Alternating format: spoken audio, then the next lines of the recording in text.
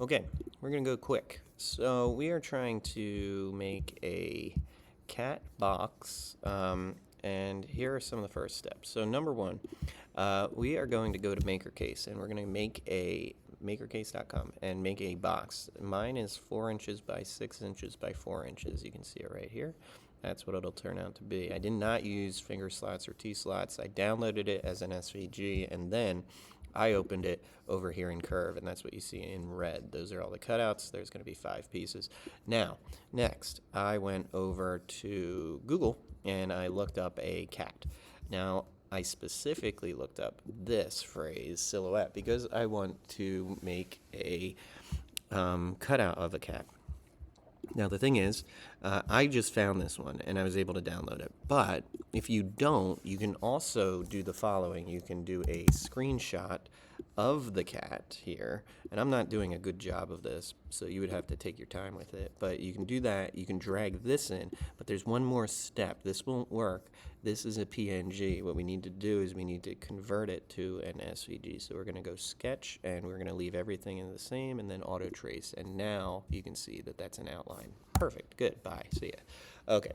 Same with this one. This one is not, so we need to auto trace, we need to go sketch, and we need to auto trace this one too. You should see a bunch of dots when you do it right, especially when you're in this small arrow. Okay. Now we got our cat.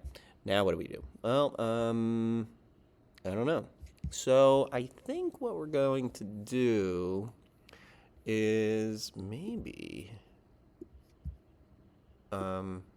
okay, so first of all, when you stretch this, you hold shift and it'll keep all the dimensions. That's important. I'm kind of thinking we put the cat kind of coming around maybe off the top of the box. I don't really know how this cat would work with the box, to be honest. But let's just say it was this. What I want to do is I want to trim this and make this part of the box. So I think what we'll do is we'll take both of these objects.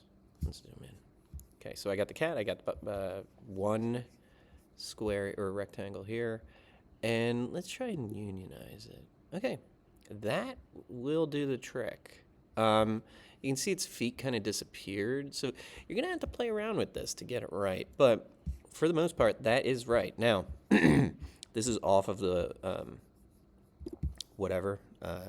the work area, so you may have to export this and make it a little bigger, or you definitely don't want this one to be crossing over that one.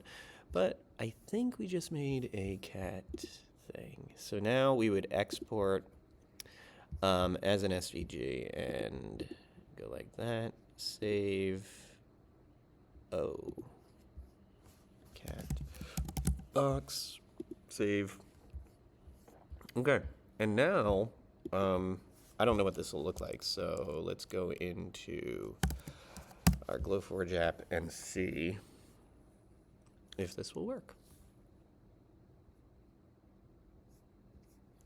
Or not. We don't really need to see this part. And then we'll come back to another tutorial for the second part of this. I think we got a good start on the cat pencil holder box. So, great job. Hope that was helpful. See you next time.